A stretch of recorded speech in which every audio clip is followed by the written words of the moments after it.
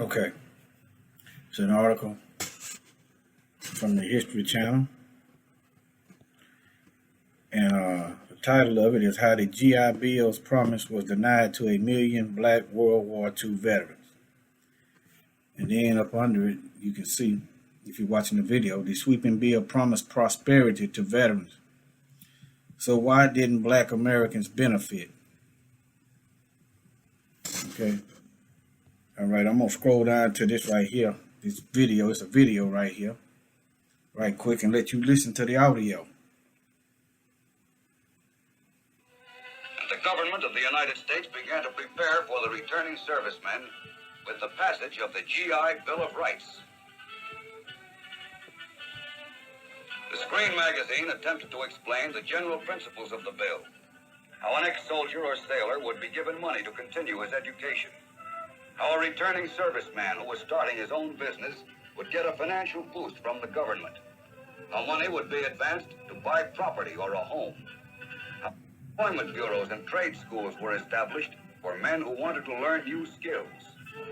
Americans were determined that this time the men who fought for their country would find a place in it when they returned. Now, what they meant was black soldiers was excluded from that. That's what they meant. That right there was. That's why I'm showing you this picture. This is all white soldiers. That's who that was for. It was not for us, as history testifies to. Okay, that wasn't for us. No matter, our soldiers went and fought. We fought in every war. In some cases, we get lynched in our uniforms, our businesses, homes destroyed, burnt down, right after fighting for this war. But let me read some of this. I may not read all of it, but you could go back to a History Channel. You could type in History Channel, and then you could type in how the GI Bill's promise was denied to a million Black World War II veterans. Now think about this. When you see all these old military films like 1917, where the black men at in those movies? Where are they? Think about that. You see white men. Think about that. This right here said over a million Black World War II veterans was denied GI loans. So you had a million veterans, but you don't see them in film. Think about that. But let me continue. I just want you to think. Okay. All right. When Eugene Burnett saw the near-track houses of Levittown, New York, he knew he wanted to buy one. It was 1949, and he was ready to settle down in a larger home with his family. The newly established Long Island suburb seemed like the perfect place to begin their post-war life. This is 1949. All right. One that he hoped would be improved with the help of the GI Bill, a piece of sweeping legislation aimed at helping. Let me update you on this. Helping white World War II veterans prosper after the war, because that's what happened. Okay. It wasn't like you Burnett prospered because he didn't receive any of that. So, all right. But when he spoke with a salesman about buying the house using a GI Bill guaranteed mortgage, it wasn't guaranteed for black folks. In other words, it was going to get paid off, but it wasn't for black people. So, all you people out there that object to us kneeling, you should remain silent. Your actions testify that you are exactly like your ancestors. The door of the suburban life in Levittown slammed firmly in his face. The suburb wasn't open to black residents. But you said black people ain't owed reparations, especially you black people out there. Be quiet. Be quiet. You can't speak for us. Be quiet. This is money that was held from us. Okay, stop trying to get along with the oppressors because it ain't gonna work. Let me finish reading though. It was as though it wasn't real. Oh, it's very real. Burnett's wife Bernice recalled. I think I remember seeing this video somewhere, but let me continue. Look at this house. Can you imagine having this? And then for them to tell me because of my color, the color of my skin, I can't be a part of it. This is American history. The Burnetts weren't the only black Americans for whom the promise of the GI Bill turned out to be an illusion. This whole America thing is a lie when it comes to us. There is no us and them. Though the bill helped white Americans prosper and accumulate wealth, that's why we don't have anything. That's why we are owed reparations. White people receive reparations. They receive money that we was shut out of and was unable to obtain because of racism. They know they owe. Okay? In the post-war years. But they look at us like we don't work and we won't do nothing. We just lazy. And everything is just all our fault. Some of it may be, but not all of it. It didn't, and okay, post-war years, it didn't deliver on that promise. Now I want you to think about this. America had all kind of treaties they made with the Native American, and they broke every last one of them. So when has America kept her word? Let's think about that. Some of you getting mad, but I'm going to tell the truth. I'm going to tell the truth, and I'm going to look at life for what it is. I refuse to live a lie. Continuing on. Promise for veterans of... Now, you need to get rid of that veterans of color. This is specifically black people. Let me scroll back up here. This is black men. Do you see any Asian men up here?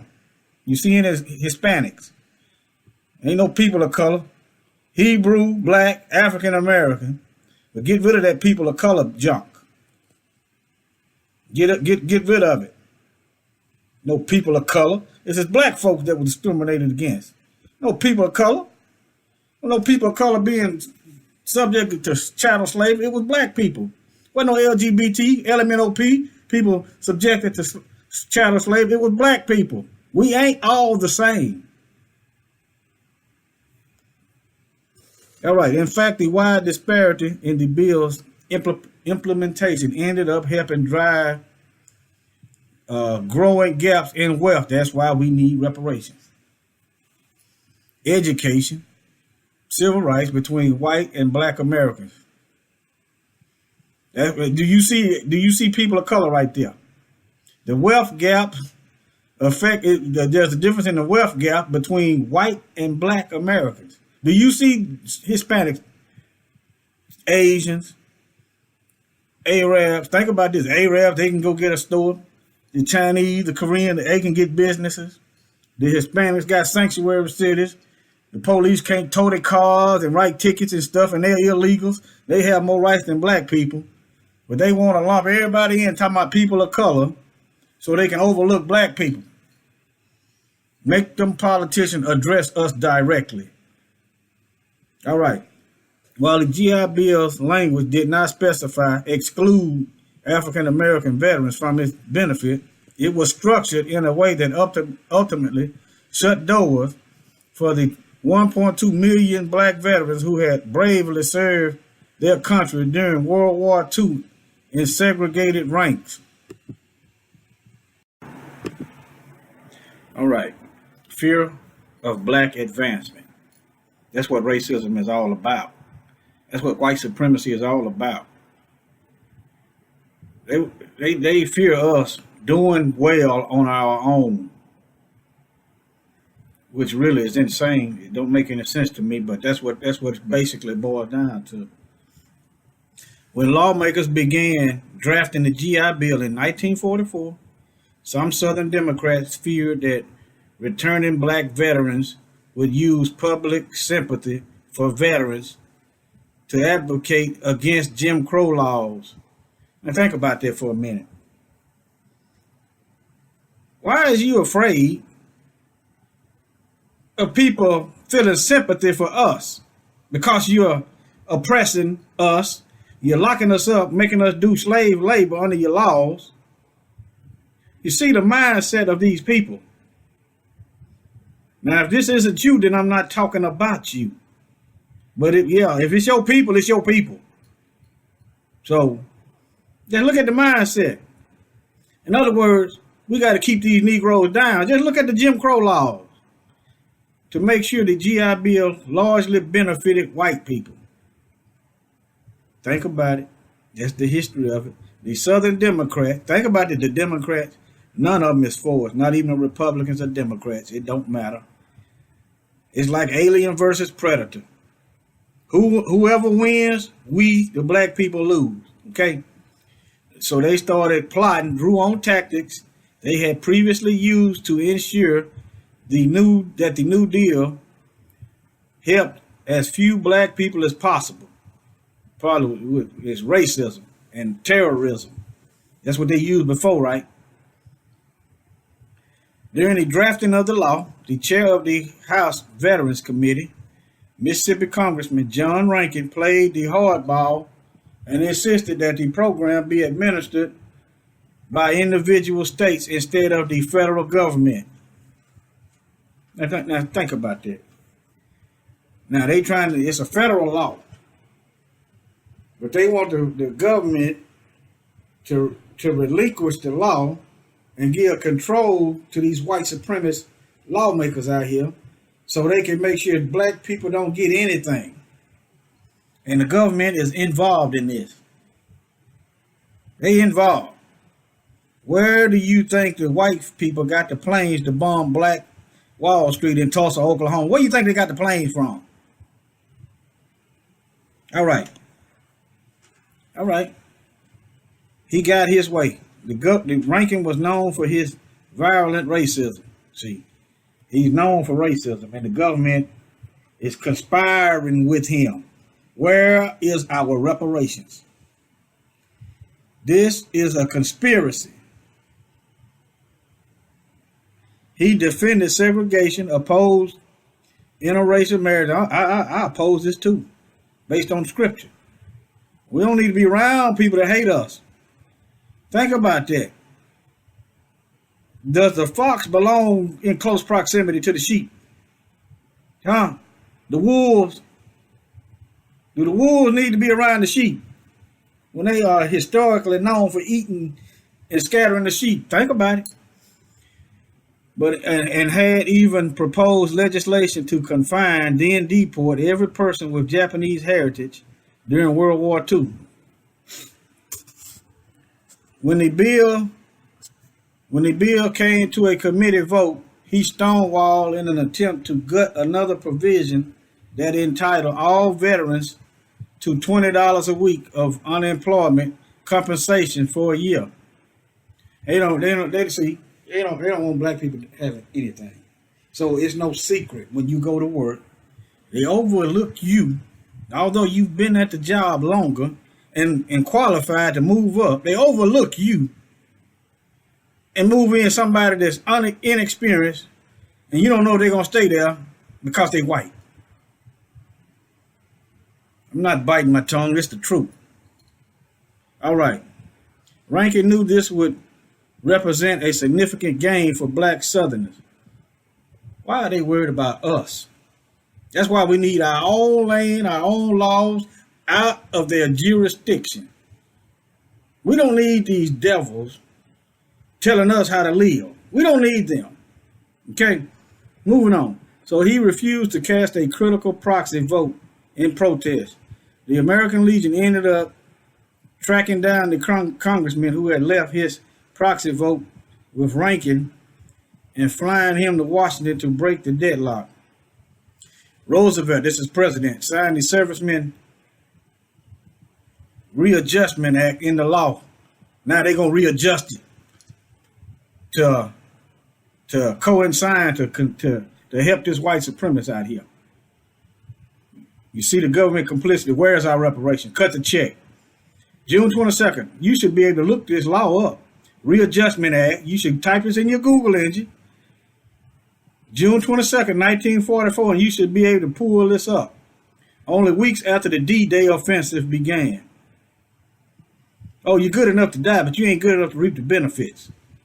It ushered into law sweeping benefits for veterans, including college tuition, low-cost home loans, and unemployment insurance, but nothing for black people. I'm gonna type this in right quick and see what happens. See what happens. Just let me see. See, you need to learn how to research on your own. Let me see. Let me copy this down. See, can I copy this? Let's see, can I copy? You need to learn to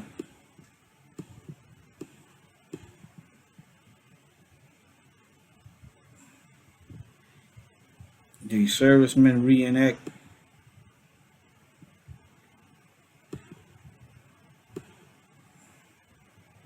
I'm just gonna see what it do. I'm gonna copy. Then I'm gonna go up here, hit this plus, go to another search engine, and paste it in here, and see what happens. Hit the enter button. See, you see how you see how you research. Y'all need to learn how to do this. Provide a veteran. Okay. That's just another page. They're just showing you how to do this stuff. Let me go back. All right. Now I'm going to close this and get back to what I was doing. All right. Scroll on down. All right. All right. The GI Bill's effect on black veterans. From the start, black veterans had trouble securing the GI Bill's benefit. Some could not access benefits because they had not been given an honorable discharge, and a much larger number of black veterans were discharged dishonorably than their white counterpart. This is racism. This racism. Much larger. See how they kind of shield that? They could have given you a ballpark number. The title says millions were denied loans. Think about it. Million black World War II veterans was denied benefits. But down here, you have to learn to read through the riffraff. Down here, you don't get a number. They just say a larger number. Keep in mind, millions were denied. What larger number? All right? All right, let me continue though. Veterans who did qualify could not find facilities that delivered on the bill's promise. Black veterans in a vocational training program at a segregated high school in Indianapolis were unable to participate in activities related to plumbing, electricity, and printing because adequate equipment was only available to white students. See, they can't get the trades where they could work for themselves and get off the $20 unemployment. See, you see that? Now, what happened to the separate but equal in the law? When it was this law, they was talking about the schools were separate but equal. Remember that? This law they had talking about the schools were separate but they was equal. And we know that's a lie. But you're taking black people's tax dollars and giving it to white kids instead of their own children. And the soldiers fighting for this country can't even use the school to learn trades to provide for his family. And then we get labeled lazy and don't want to do anything. But moving right along. Simple intimidation kept others from enjoying GI Bill benefits. In 1947, for example, a crowd hurled rocks at black veterans as they moved into a Chicago housing development. But you ain't supposed to kneel for the anthem. Thousands of black veterans were attacked in the years following World War II, and some were singled out and lynched. But let these Europeans tell it, and those who think like them, they love their veterans. But meanwhile, they're out on the streets, homeless, don't have any money, they're killing themselves, and they can't even go to the VA hospital sometimes and get treatment. But they love their soldiers so much. Moving right along. Though Rankin had lost the battle to exclude black men from VA unemployment insurance, it was doled out inequitably. Why am I not surprised? inequitably. Anyway, men who applied for unemployment benefits were kicked out of the program if any other work was available to them. They cut the soldiers off of the unemployment benefits if any other work was available to them, even work that provided less than substance wages. So in other words, these black soldiers got kicked off of unemployment if somebody offered them a $2 job that wasn't going to pay their bills. They were supposed to take the $2 job and forfeit the $20 that they earned. Did nobody give that? They earned that fighting in America's wars. They're supposed to take a $2 job, let's say, for shoveling boo-boo from a racist bigot that didn't want to give them the $2. They're supposed to give up the $20. They're going to pay their bills and help provide for their family and accept the $2. That's what this is saying. All right. Now here's how the male men get in on it. Male women. Southern postmasters were even accused of refusing to deliver the forms black veterans needed to fill out to receive their unemployment benefits. Think about that. Male people are not doing the job. Neither is the federal government, neither is the Congress people. Let me continue. Black veterans and civil rights groups protested their treatment, calling for protections like black involvement in the VA and non-discriminatory loans. We got discriminatory loans today. How is it that I can get a $30,000 car loan but can't get a $30,000 business loan? Either I can pay the bill, pay the money back, or I can't. It's that simple. If I can get a $30,000 car loan, should be able to get a $30,000 business loan for a business. Either I can afford to pay it back or I cannot. Meanwhile, you got these check cashing places for the black folks that get these high interest loans to pay back money that they don't have, that we don't have. By the time you get through paying all that interest back, you might well not even got the loan. But let me continue. But the racial disparities in the implementation of the GI Bill had already been set into motion. As the years went on, white veterans flowed into newly created suburbs where they began amassing wealth in skilled position. Now see, you give them loans, the government giving white people reparations, they gave them loans, then they gave them education to get skilled, then they turn around and help them build the suburbs, and they start amassing wealth. But black veterans lacked those options. The majority of skilled jobs were given to white workers. Right?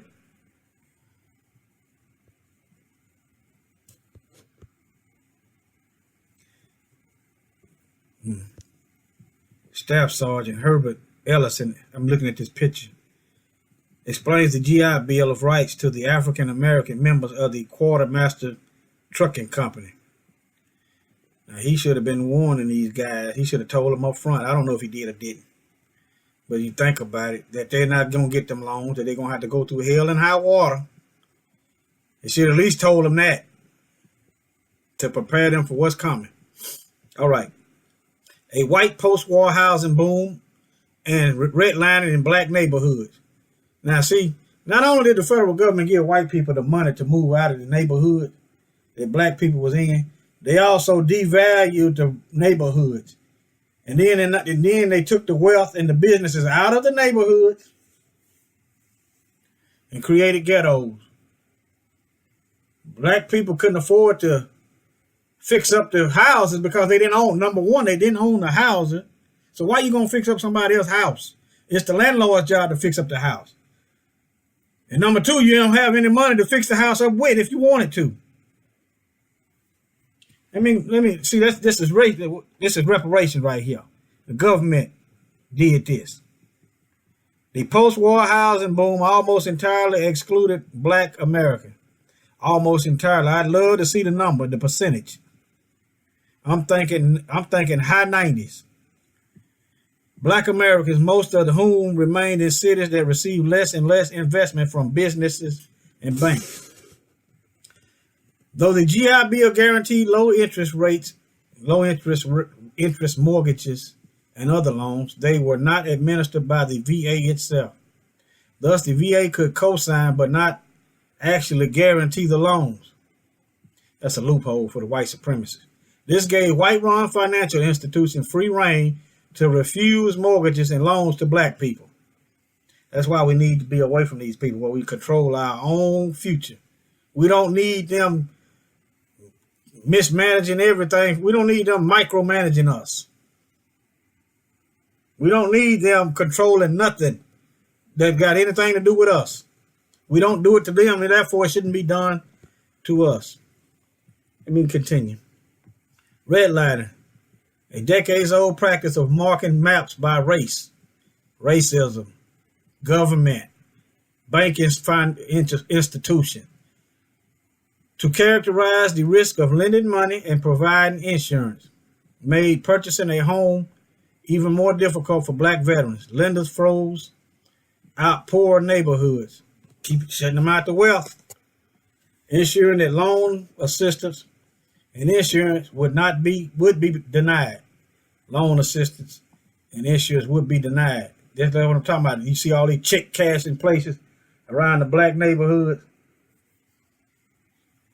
And then you got all these other loan sharks that's high interest. It's just robbery.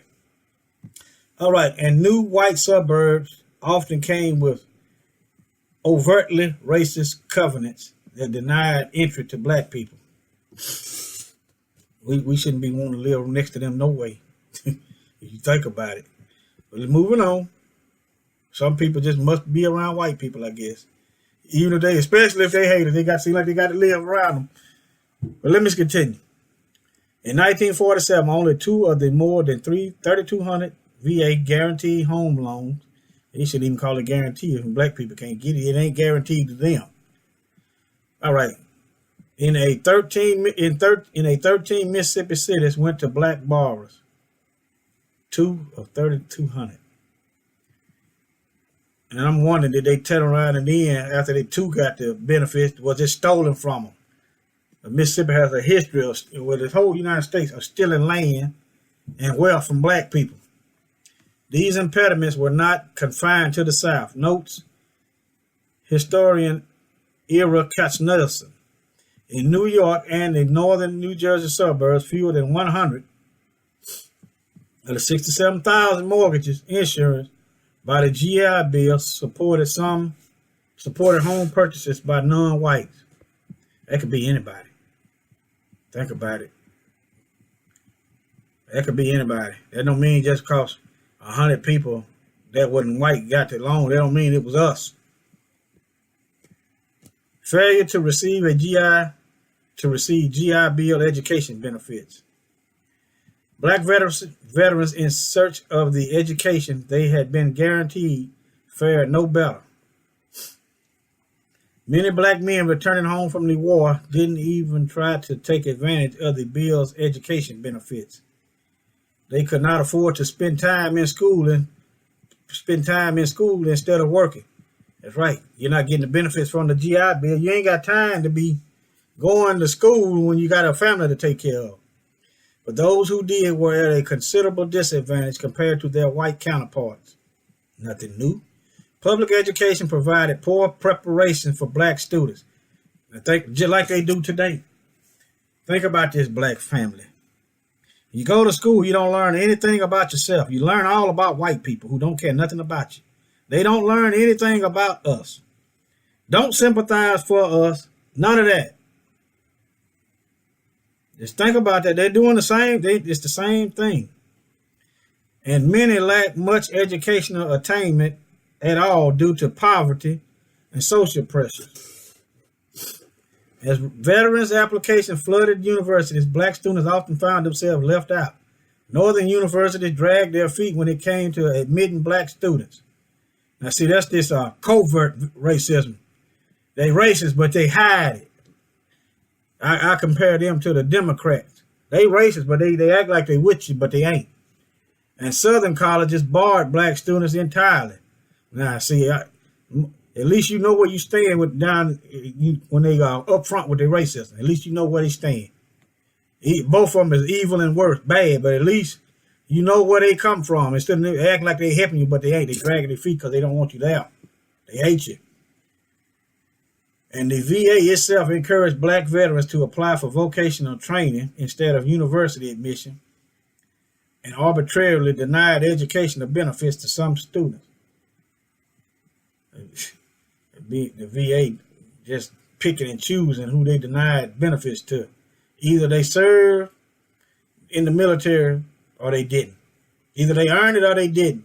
You shouldn't have to arbitrarily deny anybody anything. Let me continue though. Those students who did try to attend college found doors closed at every turn. Nothing new. A full 95% of black veterans were shunted off to black colleges, institutions that were underfunded. Where is that equal, separate but equal? Where is that at? This country don't do nothing but lie. And overwhelmed by the influx of new students, most were unaccredited with a massive influx in applicants. They had to turn away tens of thousands of veterans. The government should have really saw this thing through, but it wouldn't matter when it came to black people, because when you don't do nothing, you speak, you're actually taking action. Though Congress granted all soldiers the same benefits theoretically, the segregationist principles of almost every institution of higher learning effectively disbarred a huge proportion of black veterans from earning a college degree. And right now they making laws where black people getting these degrees now, like say they can't get these jobs at Google, Facebook, because they done made it where these immigrants can come over here without a degree and get those jobs. The degree don't mean nothing now. They got to fix where they can cut you out, cut black people out. That's why they're protecting these immigrants. That's why they're protecting them. They're using them to push us out of wealth and those jobs. That's what that's about. The original GI Bill ended in 1956, but by that time, nearly 8 million World War II veterans had received education or training. And you can just about tell that all the 8 million, if it was white, if not most of them. And 4.3 million home loans worth $33 billion. They see, they got reparations right there. That's a payment. This going to strictly white folks. So when they talk to you and say you don't need nothing for just black folks, don't worry about it. I don't expect them to give us nothing. I'm expecting this judgment from the Most High to equal out the scales, and they go into captivity. That's what the Bible said, and this is why they're going into captivity. But still sound them drum for that reparation. They owe us. Sound it out. All right, have been handed out. They getting all kind of money. Education, money, housing. Negroes ain't getting nothing. But most black veterans had been left behind as employment, college attendance, and wealth surged for whites. Disparities with their black counterparts not only continue, but widen. Boy, I tell you. There was, no greater instrument for widening an already huge racial gap in post-war America than the GI Bill. Today, a stark wealth gap between black and white Americans persists. The median income for white households is 2017. It's 2020 now. Was $68,000 according to the U.S. Census. For black household, it was $40,000. Okay. All right. I'm gonna end this video right now. If you want to find this video, it's the History Channel. Type in your Google search engine, History Channel, or just type in history. Might want to type. And then how the GI Bill's promise was denied to 1 million black World War II veterans. Type that in and you'll find it. Shalom.